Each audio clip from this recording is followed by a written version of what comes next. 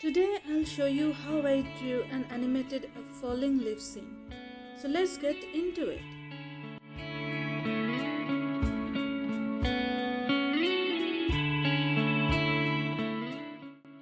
Hey guys, I hope you all are doing fine. So I decided to do a voiceover for this tutorial. First, I painted a simple background on Ibis Paint. This is not a mandatory step, but I think using this app is helpful. Also, it takes less time to paint something with great effect if I use Ibis Paint. I am making another tutorial where I use Ibis Paint to create an elaborate animated scene. But for now, I have created a simple blurry leafy background with light spots. When used with foreground drawing and animation, it looked like dense leafy forest in the distance. I added a bit of blue at the bottom to make it look like water, and duplicated the leaf layer, mirrored it upside down, and clipped it with the blue layer to create a vague reflection effect. As a whole, I needed something bright, vibrant yet with texture for background.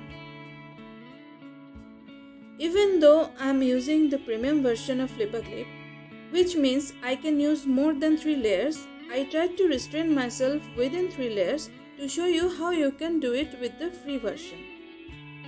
If you don't like something about the background painting, just change it in Ibis Paint and save it as JPEG. Then change the background image from the project settings. I watched a few animations online to get the idea of what I wanted to do. So here's how I did it using FlipperClip. I imported the saved image while choosing the background in FlipperClip. By choosing the painted image as the set background, you will save a layer from getting occupied by an image, unless you want to animate something in the background too. Anyways, I used the pencil tool for the outline rather than the pen tool because I wanted an artistic look. Use your choice of tool for drawing. Since the pencil tool is light, I duplicated the drawings to make them darker or thicker every time I drew with it, and then merged the layers. As for color shading, if you duplicate a colored layer and use the bucket tool with a different color on it, the bucket tool will fill only the colored area with a new color. So then you can erase accordingly to create a color shade. Every time you create a new layer for shading purpose, when you reach your desired color shades, merge them with the base color layer. Creating different shades with light and shadows will make the drawing quite dynamic. Now for the animation part. I already sketched the leaf animation position to check if it would work. But first, it's best to draw a path or a line which the falling leaf will follow.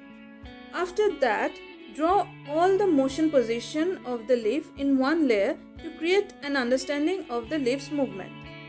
I drew a very rough sketch to understand the movement. Then I drew a second sketch with proper size and better shape. After that, I deleted the very rough first sketch. Once I am satisfied with my final sketch, I counted the total number of leaves I drew in one frame and duplicated the frame that many times. So each frame is for one leaf position. You should use a darker color for sketching as you already have a vibrant background. So it will be easier to trace even with lower opacity. So the final drawing will be one leaf position in one frame. At this time, you can add other details to the leaf. Once I was satisfied with the leaf animation, I drew the water ripples based on the leaf's movement in the water. Use the onion skin option for drawing the water ripples. You can use it while drawing the leaf animation as well.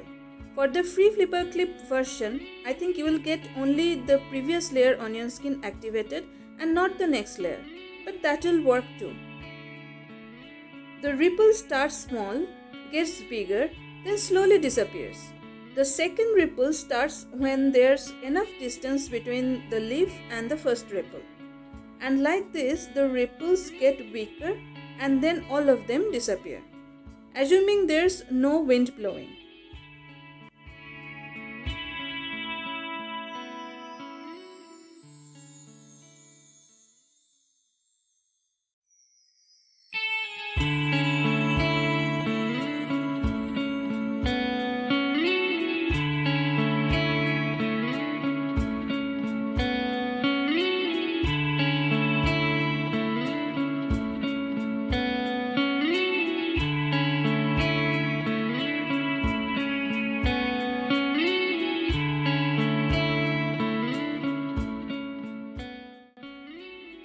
Once you are satisfied with the outline, color the leaf. I used two different colors to indicate two sides of the leaf. Then you can duplicate the layer and use the eraser to create shade like I did before. I drew foreground elements after I was done with the animation. Along with it, I added a few foliage in the background as well to keep a consistency in the scene. Initially, I painted the foreground elements in the layer where the leaves in the background were. But then the animated leaf would have fallen above the foreground elements. So I pasted the elements to the background layer till the 27th frame, and then from the 28th frame pasted the elements in a layer above the animated leaf layer, as the leaf overlapped the foreground elements from the 28th frame. You can put the foreground elements all in one layer and erase the part where they are overlapping with the leaf. I just reduced my erasing work by pasting it in different layers based on my convenience. Even after that, I had to erase some parts of the background foliage that I drew where they were overlapping with the animated leaf.